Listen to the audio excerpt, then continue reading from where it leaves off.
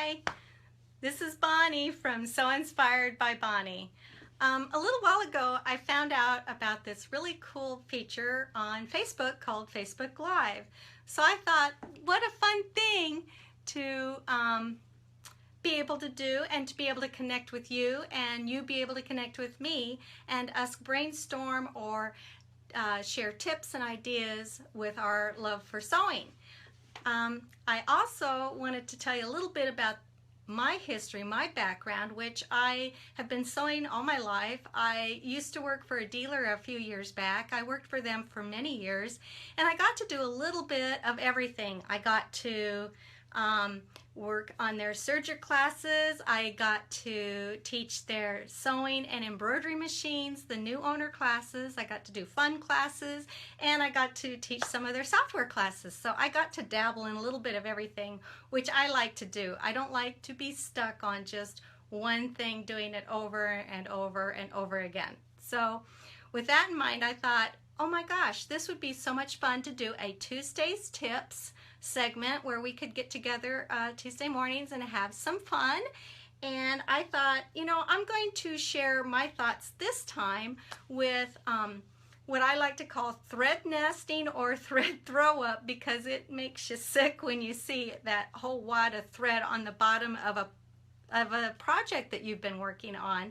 And the other common problem I see a lot of is needle breaks. So with that in mind, I thought we would discuss them. The first one being thread nests or thread throw up.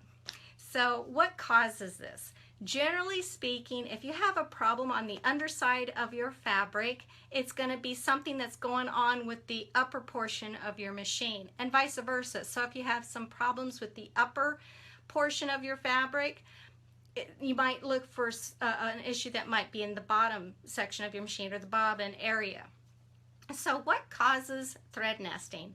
9 times out of 10, it's how the machine was threaded. What happens is if the thread doesn't get in the take-up lever, then it's just not going to sew properly, and you'll immediately get this thread nest. So what I like to do is I always thread my machine. Let me get up here, get this turned around, with 2 hands. Now I know I saw a demonstration once where they were threading the machine. It looks so pretty where they were threading the machine with 1 hand, but I really don't recommend that. Always use 2 hands when you thread the machine so that you can feel the tension when it goes through the guides, and most importantly, that take-up lever. So we're going to go through the guides, go around, down, and up here at the top is where the take-up lever is. It's a silver bar that goes up and down. And with both hands on your thread, you can feel it either slip into that take-up lever, or you can hear it actually click when it goes into the take-up lever. So that's really important to make sure you don't have any thread nests on the bottom. Then you go, of course, go ahead and thread your machine as you normally would from that point forward. Another thing that might cause problems with thread nesting or a bunch of thread winding up around the bottom of your bobbin race is not using the correct bobbin. A lot of us are fortunate enough that we have more than one brand or type of machine, and so we have a bunch of notions running around, different size bobbins running around, and it might be that we accidentally picked up the wrong one and put it in the wrong machine. So if you were to look at these 2 bobbins from the top, you'll see that they look almost identical. They're the same diameter around and everything else, but when you look at them from the side there, you can see that one is actually taller than the other. This is what's called a 15 class bobbin, and this one is what's called an L class bobbin.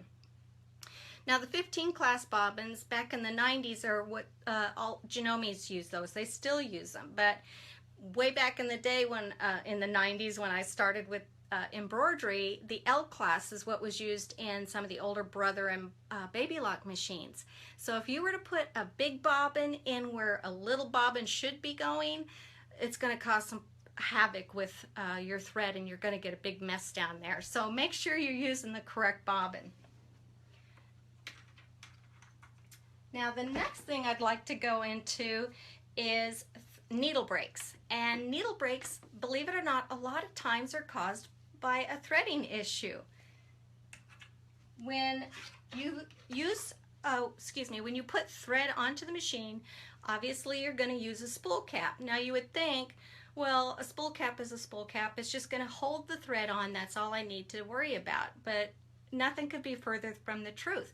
They give you 3 different sizes for a reason, because they handle all different kinds of threads. If I was to use this kind of thread, it's got a tube on it. It doesn't actually have an end on it, an end on it like this spool of thread does. So this is kind of like a tube. Now I don't have the kind of spool cap that I would use for this one. It's not on the premise right now, my machine's not here, but there's a really teeny tiny spool cap that actually goes in to the tube there. It's kind of a taupe color. It's not white. It looks completely different, and it sticks inside that little tube. If I were to use one of these spool caps, you see that? There's a gap between my thread and my spool cap. And so what happens a lot of times is the thread will fall down into that little gully that's created between the thread and the spool cap, and it'll get wound around that tube, and it'll get caught, it'll get hung up, it's not feeding, it'll pull back on your needle, and your needle will bend and break because it has nowhere to go. So none of these spool caps, none of them work well with this kind of thread that has a tube on it. So what I do with this kind of thread, because I like to have all different kinds of thread, I'm kind of a threadaholic, is I use what's called a serger sponge, and I put this on my vertical thread stand, and I put the thread on there and see how it sets into that little hole on the serger sponge, and you don't see any gap of that tube, and so the thread doesn't get hung up underneath.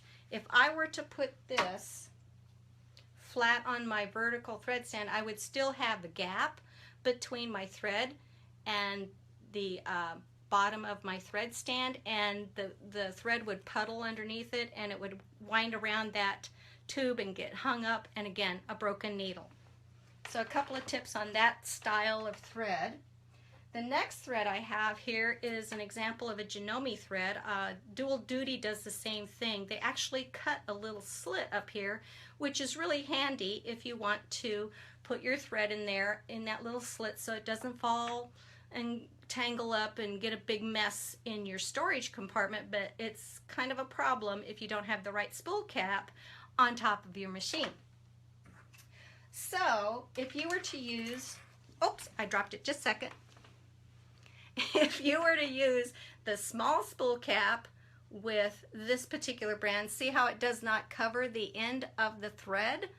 Well, you've got this rough edge on the outside, and your thread would get hung up on that, and if it gets caught into that little slit, again, the thread's not going to move, and your needle is going to break because it's going to pull back on it, bend it, and it's going to snap really quickly.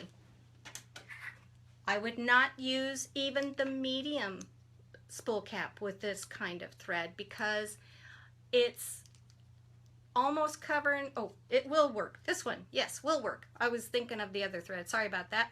This is the perfect size. It sits inside that spool cap. It's completely covered on all edges, and it's just right in there nice and tight. There's no gap between the spool cap or the thread.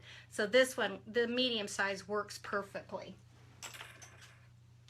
I would not use the big spool or spool cap with this thread because it would have to go way up and over, which could cause a little extra tension as you're going along, and you don't want extra tension that you don't need on your thread as it's sewing, because then you could have, if there's too much tension on the up, it's going to pull the bottom thread to the top.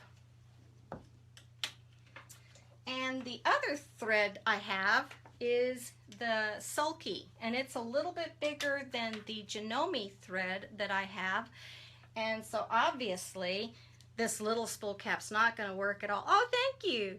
This little spool cap's not going to work at all because it's too small, and so the edges are going to get caught. You might have another burr, and it's just going to hang up. At the very least, it'll get caught on a little burr and skip. Have you had that where your stitches are inconsistent? They're kind of tight and then loose and then tight and then loose. It could be that it's sporadically hitting that little burr every other round or every round and causing that little tension, but it's releasing. But if the burr is big enough, it's going to get caught on it, not move, and break a needle. I would not use, and this is the thread I thought I had before, I would not use this medium on this sulky. It's exactly the same size, but on the machine, if it were to scooch just a little up or down, because there is a little bit of play, and if it were to get a little off, see that? Even just a little bit off, you're going to expose some of the end of that thread, and if there's a burr on there at all, your thread's going to get caught on it, and you could possibly break your needle. So with the sulky, I would use the big spool cap because, again, it fits up there nice and snug. It's not going to go anywhere. The thread's going to go up. There's not a gully to fall down into and get hung up on, and it's going to work beautifully for you. So that's a great way to avoid needle breaks on any machine. It's a real simple issue where you just need to make sure that you have the correct spool cap for the thread that you're using. I also have gotten asked, well, how long do I keep my needles in my machine? We're all kind of frugal, and it's kind of funny because we'll have these multi-thousand-dollar machines, and we're worried about a 10-cent needle or a 1 cent, or excuse me, a dollar needle, and we have all this money invested in fabrics and stabilizers and everything imaginable, threads for even, and we're worried about a needle, so we're trying to conserve the needle. Needles are cheap, and if you get 8 hours out of them, that's great. Throw it after 8 hours. And I've come up with this little needle keeper, and I think it's a pretty ingenious idea. Because not only can you store all the various needles that you have in your collection, it's really small that you can take with you to classes. Your friends would love it for a gift. It's completely done in the hoop, and it has all the different sizes for the various needles, and it has little pockets to put your little needles in. So you can put, these happen to be 1175s, so they would go into the 1175 pocket. They're all color coded. This one has to be happens to be yellow, stitched with a yellow outline to color code it. And over here, if I've used any of those needles, I have it color coded back here with the numbers 1 through 8. So if I used it for approximately 2 hours, I would put my used needle in the number 2 slot on yellow so that I know that it's an 1175 needle, which coincides with the color coding over here. Because my eyesight's not what it used to be. I used to be able to read the needles, what they were, but I can't do that anymore. So this way I can keep track of it and not worry. And to know which needle is actually in my machine, if I take out, say, a 9014 and I have it in my machine so that I can do some hemming on some jeans, I'll take my little needle marker and put that into the pocket of the needle that I actually have on my machine. So I know which needle is in use, how many hours I've used on any given needle within my collection. And if I happen to have more than one sewing machine, which a lot of us do, I could color code my in-use marker to coincide with my machines. Say I had a blue top on my machine for like the Brother machines, I could sew my marker to match my machine with blue thread instead of the silver outline like that. So I thought this was a cute little idea. We do have these for sale, the pattern, at Sew Inspired by Bonnie, and that's SEW inspiredbybonnie.com. Again, they're an In the Hoop project, and it's a lot of fun. So I hope to see you again next Tuesday, and hopefully it'll be in the morning. We had some issues getting this going, so I didn't get to it until this evening.